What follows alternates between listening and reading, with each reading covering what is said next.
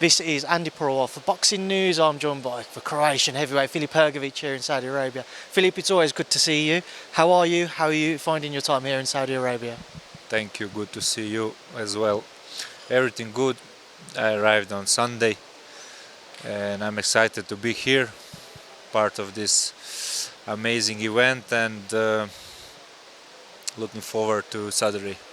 Looking forward to Saturday. The man in the opposite corner to you, Mori. You're a big favourite, Filip.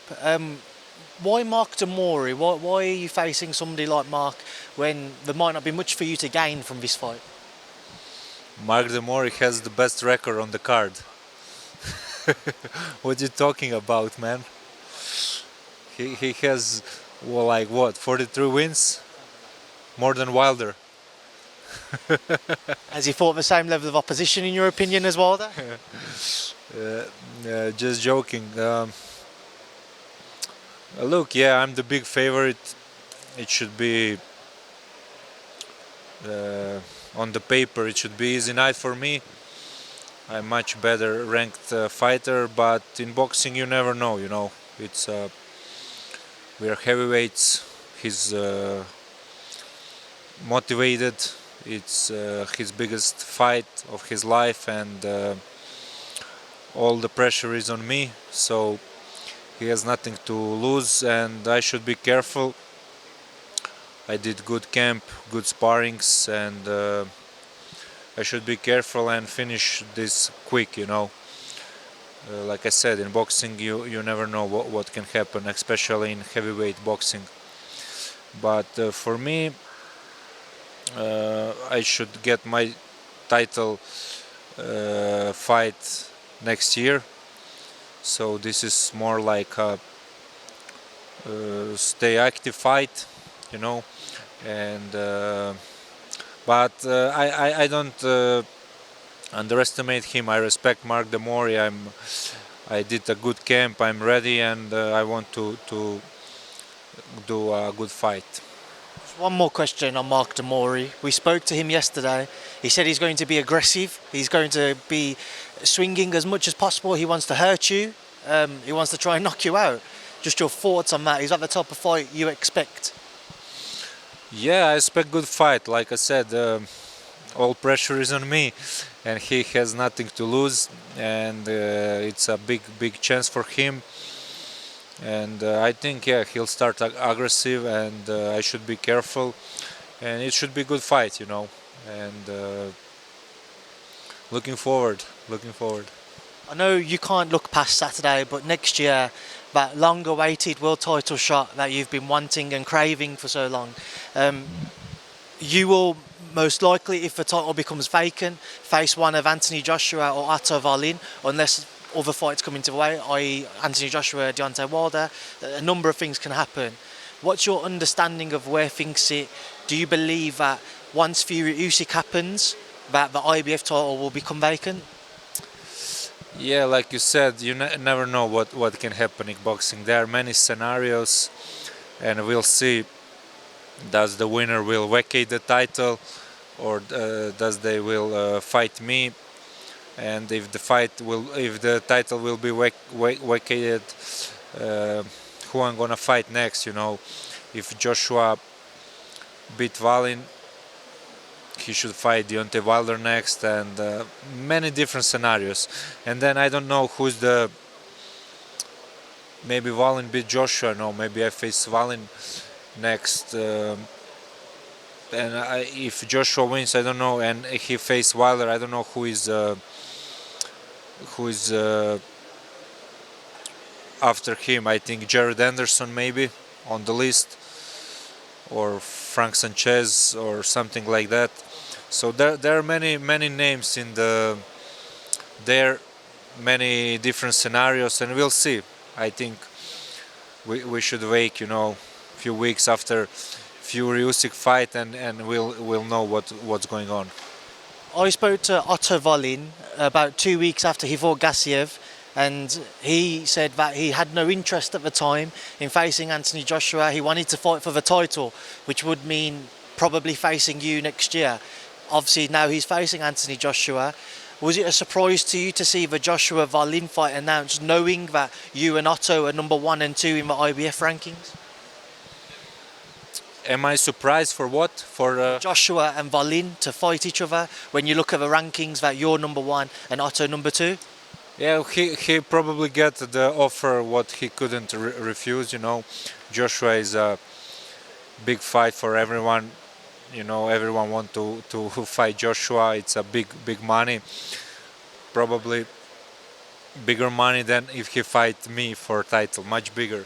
So that was the point, and I'm actually surprised that I thought that Joshua plan is to become three-time world champion and to beat Wallin and to face me for the title, for the IBF title. But now we see that he agreed to fight Deontay Wilder in March. So I don't understand Joshua game plan. Why is he fighting southpaw and a tricky southpaw? And if he gonna fight Wilder next, that will be confusing me. But I don't care who I'm gonna fight next. I just want to get my shot. I'm next in the line, and I don't care if I'm gonna fight Joshua or Wallin or Jared Anderson or Frank Sanchez. I just don't care. But it will be interesting to see what's gonna play out.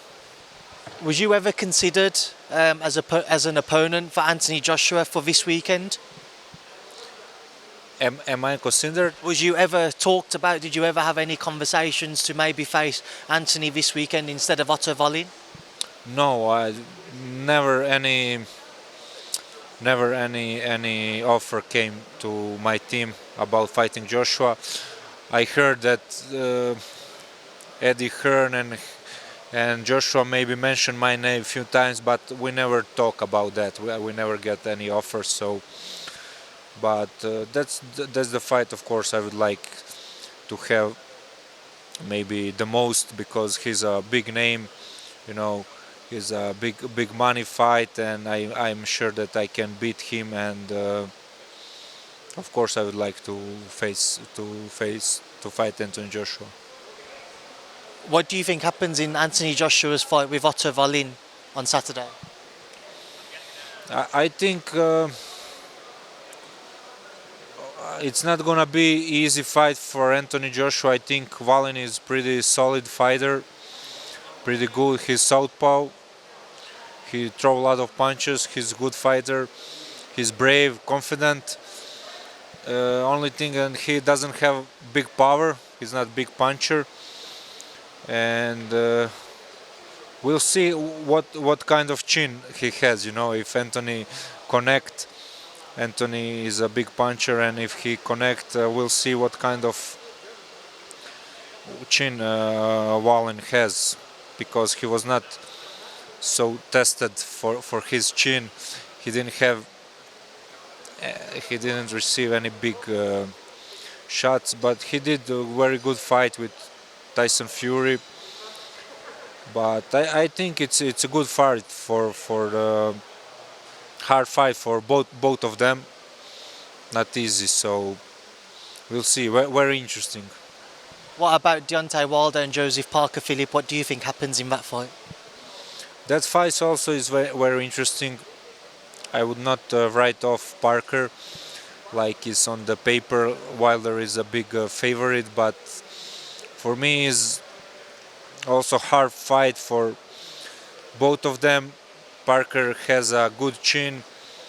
He has fast hands, and for me, he's technically better fighter than Deontay Wilder, and he can make a lot of problems, and he can also win that fight. I see that like a hard fight for both of them. I would give a little edge to Deontay Wilder, but it's competitive, very competitive fight for me. And the fight in February you're keeping your eye on, Tyson Fury-Usyk. Your take, please, Philip. Not because of Ngannou fight, but even before Ngannou fight, I thought I thought that Usyk is favorite. It's a more like 50-50 fight, but I give Usyk a little bit of the edge in that fight because for me he's just more complete fighter. He's always in good shape, great defense, great footwork, great technique, and he has solid power as well. So for me, I don't know, Usyk is more complete fighter, and but it's hard fight, of course, for both. It's like 50-50 fight, and it will be amazing fight. Filip, for a few years now, boxing politics have got in the way of your career. Has it been frustrating, especially say this last year or so? Has it been frustrating? And you look at next year, waiting to see what happens with Anthony Joshua and Sauerlands, waiting to see if Joshua-Wilder happens. Is it frustrating that boxing politics seem to be getting in the way of your career now? Yeah, I had a really rough period. I'm 6 years now. I'm professional, and the last 4 years was a disaster. They were. I had a lot of problems with getting good fights, good opponents, with waiting a long time between the fights, not getting my chance. It was really hard time for me. But I believe that that period is finished, and that now I'm in the position where I'm get my chance, to prove. And this guy will kill me. And I believe I'll get my chance, and now is the time in my career to participate in a big fights, with and fight for the title, win the title, and have a lot of big fights. I think that's the next period in my career. The best years are coming. I endure a hard period. I had a lot of bullshit, but I'm still here. Nothing can break my spirit. And like I said, the best years, the best period is yet to come. Next few years will be the best for me and my career. Just one final thing I want to ask you about. You split with Kalle Sauerland and Nisse Sauerland. You're not working with each other currently. Can you just tell me why you felt that was a correct move for you, and you're no longer working with Matchroom, I believe? Yeah, my contract expired beginning of September, and I really never get the offer from them. So I received some another offers, and I decided what's the best for my career. We are getting punched in the face, and we need to take care of our lives and our families. And I decide what's the best for me. But